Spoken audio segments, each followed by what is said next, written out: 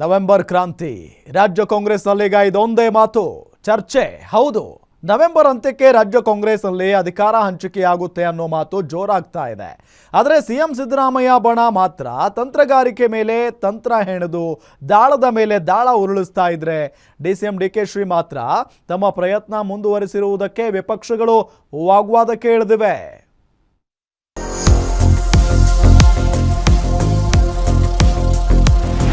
ರಾಜ್ಯ ಕಾಂಗ್ರೆಸ್ನಲ್ಲಿ ನವೆಂಬರ್ ಸಮೀಪಿಸುತ್ತಿದ್ದಂತೆ ಪಟ್ಟಕ್ಕಾಗಿ ಫೈಟ್ ಜೋರಾಗ್ತಾ ಇದೆ.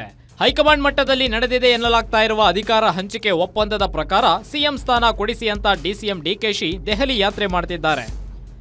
ಆದರೆ ಸಿಎಂ ಸಿದ್ದರಾಮಯ್ಯ ಮಾತ್ರ 5 ವರ್ಷಗಳ ಕಾಲ ನಾನೇ ಪೂರ್ಣಾವಧಿ ಸಿಎಂ ಅಂತಿದ್ದಾರೆ.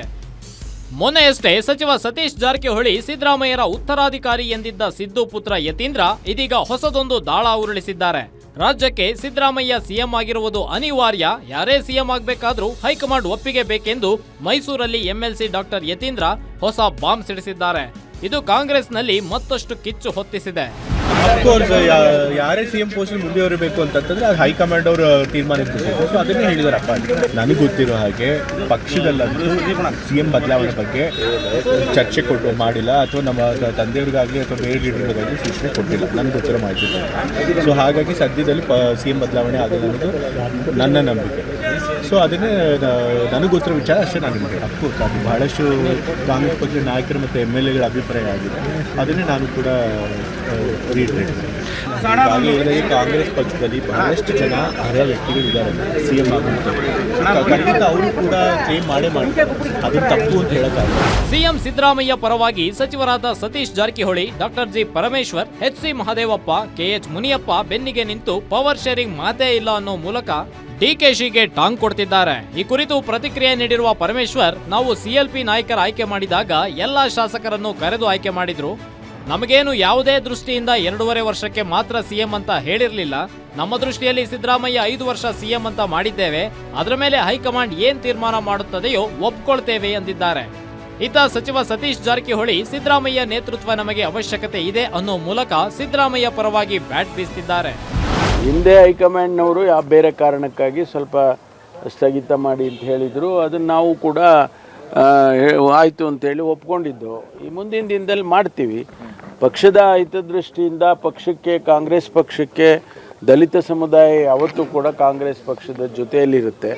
ಹಾಗಾಗಿ ಅದನ್ನು ಹಾಗೆ ನಾವು ಒಟ್ಟಿಗೆ ಇಡಬೇಕಾದ್ರೆ ಆಗಾಗ್ಗೆ ಸಮಾವೇಶಗಳು ಮಾಡಿ ನಮ್ಮ ಸರ್ಕಾರದ ವತಿಯಿಂದ ಏನೆಲ್ಲ ಕಾರ್ಯಕ್ರಮ ದಲಿತ ಸಮುದಾಯಕ್ಕೆ ಕೊಟ್ಟಿರ್ತೇವೆ ಅದನ್ನೆಲ್ಲ ಹೇಳಬೇಕಾಗುತ್ತೆ.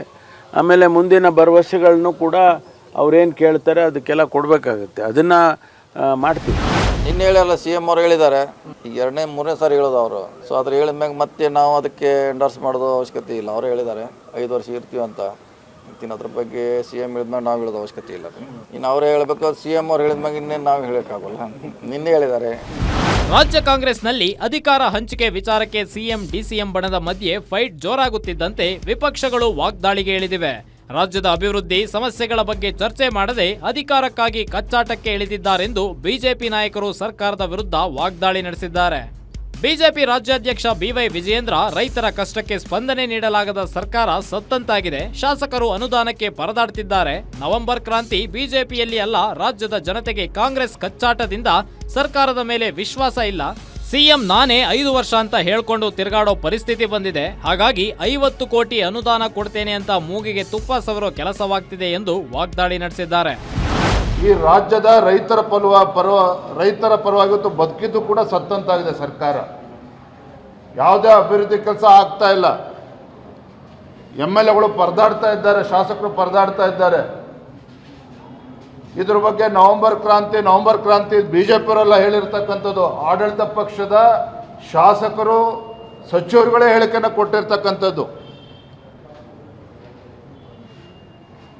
ರೈತರ ಸಮಸ್ಯೆಗೆ ಪರಿಹಾರ ಕೊಡಿ ಅಂತ ಹೇಳಿದ್ರೆ ಇವತ್ತು ಮುಖ್ಯಮಂತ್ರಿ ಬದಲಾವಣೆ ಬಗ್ಗೆ ಚರ್ಚೆ ಆಗ್ತಾ ಇದೆ.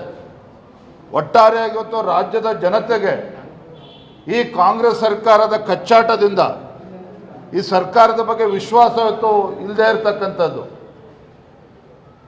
ಮುಖ್ಯಮಂತ್ರಿಗಳು ನಾನೇ ಕಂಟಿನ್ಯೂ ಆಗ್ತೀನಿ 5 ವರ್ಷ ಅಂತೇಳಿ ಹೇಳ್ಕೊಳ್ತಕ್ಕಂಥ ಪರಿಸ್ಥಿತಿ ಇವತ್ತು ಬಂದ್ಬಿಟ್ಟಿದೆ ಅಂತ ಹೇಳಿದ್ರೆ, ನಾನು ಹೇಳ್ತಾ ಇದ್ದೇನೆ, ಮುಖ್ಯಮಂತ್ರಿಗಳ ಬಗ್ಗೆ ಆಡಳಿತ ಪಕ್ಷದಲ್ಲಿ ಶಾಸಕರಿಗೆ ಇವತ್ತು ವಿಶ್ವಾಸ ಹೊರಟೋಗಿದೆ.